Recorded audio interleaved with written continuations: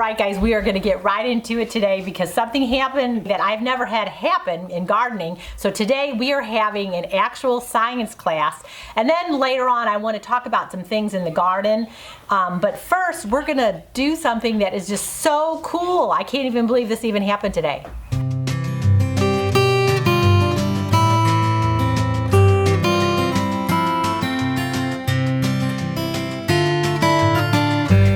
So today, as you can see here, I have one of my zucchini rampicantes.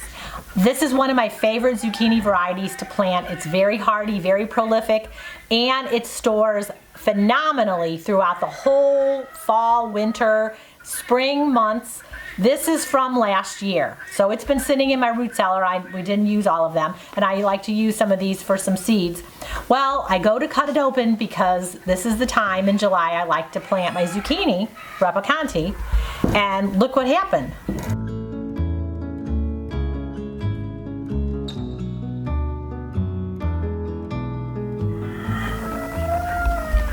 They have begun to sprout inside of the actual plant. So I'm doing my little research, and it's something called vivipary. You guys know when you have a seed, okay, so here's my little seed. I'll get a seed that hasn't sprouted. So we have a seed. It has to have the proper environment for it to sprout. It needs the warmth of the earth, it needs the water, it needs the sunshine, all that, and then it's going to go ahead and sprout. It has like a hormone, chemical kind of compound substance around it to help prevent it from germinating until the situation is perfect. Because a lot of these things will overwinter, and then once the situation is right and the conditions are right, then they will sprout. So they're protected. Well, what happens is, and I didn't really realize this or know, that these seeds, after a certain time, I guess that substance, that hormone, kind of wears off, and then poof, it's going to start sprouting, because you know that's what seeds are supposed to do. They're supposed to sprout. So I thought that was so cool. And a lot of people, you know, are worried. You know, can I eat it? Is it going to hurt me? Everything is good. You know, you can still eat the actual plant or the fruit of the plant. But what we're going to do is plant the seed, and I'm going to see what happens. Apparently the seed is going to grow. It may not be exactly like its parent plant, but I'm going to get something. You guys got to stay tuned because we're going to see what's going to happen. So I'm going to go out and plant these in the garden right now, and also plant a few things that many of you guys may not know that you can plant right now in the heat of summer if you have enough time before your last frost date. So let's get in the garden and see what happens with these seeds.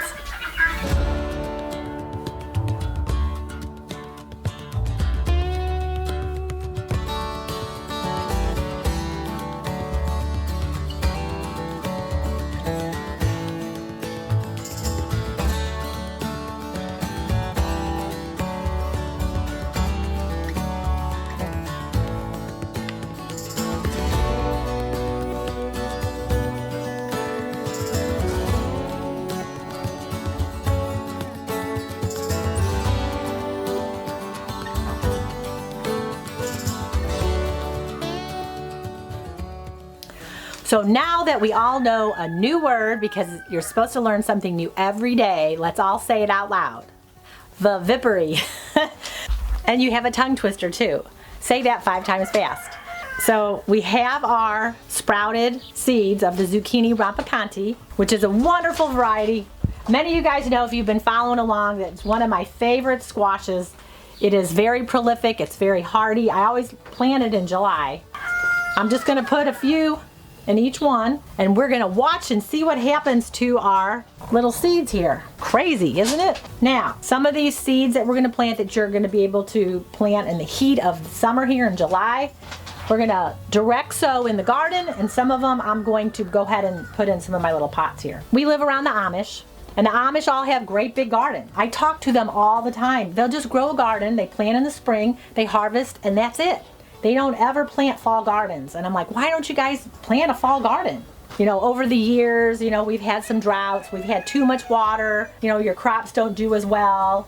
And a lot of them are resorted, you know, maybe going to produce auctions and getting some of their produce from other places besides their farms. I'm like, you know what? If the weather conditions are good at the beginning of the year, during the end of the year, especially with a lot of your cruciferous vegetables like your broccoli and your cabbages, you know, you could have a really nice fall garden and grow a lot more. And then that way you'll have a lot more to can or process, you know, to get your family through. Around here, believe it or not, just because I keep talking about how wonderful raised beds are and how I really think I prefer growing a fall garden. A lot of them are building raised beds and a lot of them are doing a lot more fall gardening. So for a lot of you guys, I don't want you to give up because let's say things got harried and it was in the springtime and you didn't get your garden going in time, and so you just throw your hands up and say, you know, I'll just wait until next year. You know what? There's no better time than now, right? So you guys can do it. If you have a pot on your back porch, anything, you can grow it. You guys can grow some of these things that we're going to talk about today. So what I want to do first is we're going to go out and we're going to direct sow something. It's getting a little warm in here, so I think I want to go out there.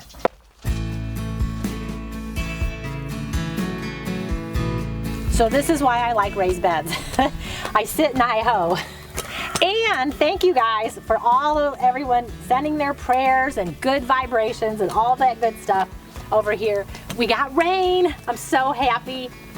So we have water in our cisterns, and now I can water the garden and take a bath and do my dishes. So thank you, thank you, thank you, thank you guys. So the first thing that you guys can plant in July are some green beans, okay? Good old-fashioned bush beans. So these seeds that I'm growing, believe it or not, last year I had got them from the local farm and home. They were getting ready to get rid of them all. I had talked to the manager. At the end of the season, they can't sell that season's seeds, so they just give them away or pitch them or who knows what. So you know, at the end of the season for you guys, check and see some of these farm and home stores if they're going to get rid of those seeds because they don't use them again. And I got tons and tons of the seeds. We gave a bunch of them away too, but I still have a lot of seeds, so I'm just going to keep using them until they run out.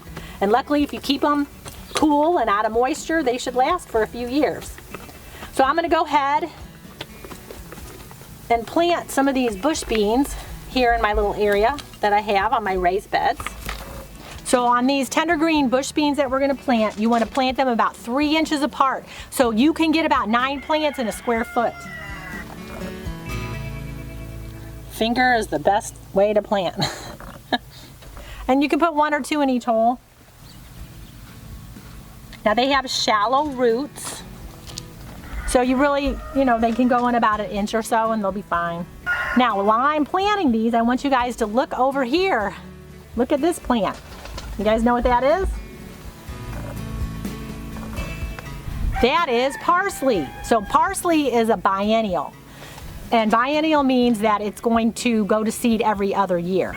So I usually like to have my parsley, I'll cover it with like one of those plastic totes, a clear one, and then it makes it through the winter. So I can overwinter and I have parsley. So this was from last year. So then I let it go to seed. I'm gonna save all these seeds so I'll have parsley for the following year because I use a ton of parsley around here. So for a lot of you guys that are like, I don't know why my parsley's not, you know, I'm not getting any seeds from it, is because it seeds every other year.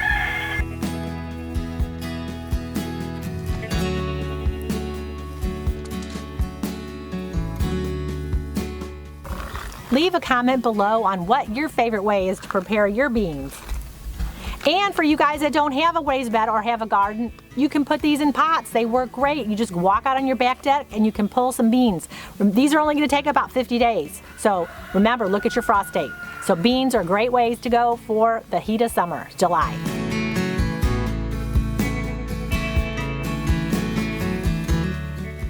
So as you can see here, I'm in with some of my greens. I got some of my Swiss chard and I have some of my kale.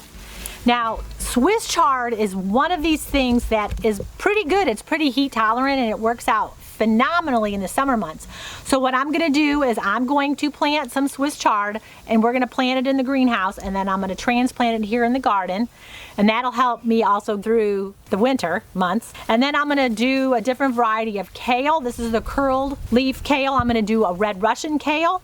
And we're gonna go in the greenhouse and talk about it real quick because this is something that you might wanna try too now.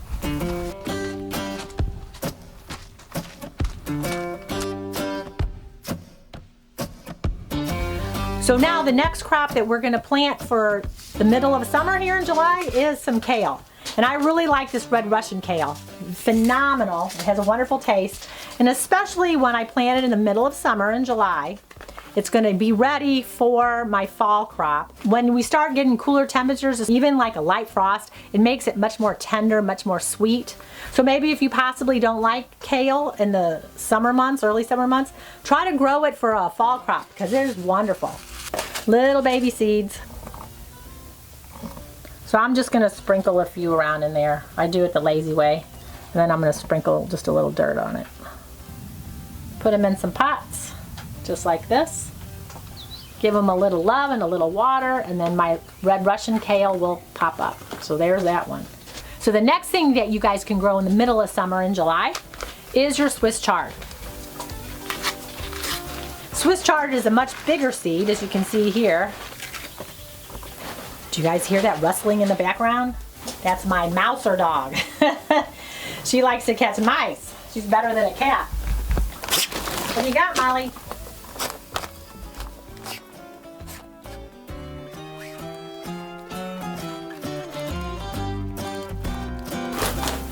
I come in the greenhouse sometimes and it looks like a tornado tore it apart. She's in here catching mice. She messes it all up. Let's talk about the Swiss chard. So Swiss chard, I'm just going to put one in each little hole here. And then when we go and plant it outside, you know what? You guys might want to even find a place that has maybe a little shade, because if we still have August months, it still gets a little warm. It might like it a little bit better. She made a bed. Is that a bed, Molly? So the next plant that you guys are going to be able to plant in the heat of summer in July are cucumbers. So you got about 60 days or so before maturity on them. Go ahead and plant more cucumbers if you want them. Some people, like here, we went for so much rain, then we had like a drought. They like water. And I was so funny talking about cucumbers. I was over at the Amish earlier today, and she was saying how of the drought, you know, they really had a ration of their water. They're taking water out of their pond because they have a big cistern that they do their laundry and take baths with, and they used it all up. So they were pumping water out of the pond that they were filtering, and that's what they were doing, you know, using water to, like for laundry and stuff. So it's funny, she was saying the only thing that they were watering in their garden was their cucumbers, because it really makes a difference. If they get the moisture, they taste very well. And I know here, my cucumbers really weren't that good. So they tasted all right, but they weren't that nice, juicy cucumber taste that you're used to. So I'm going to go ahead and plant some more cucumbers. And so I'll get a harvest a little later. Now, the last thing I'm going to plant right now is zucchini. I know a lot of you guys plant zucchini early in the spring. Everyone is just bursting to get out there and, you know, plant your stuff.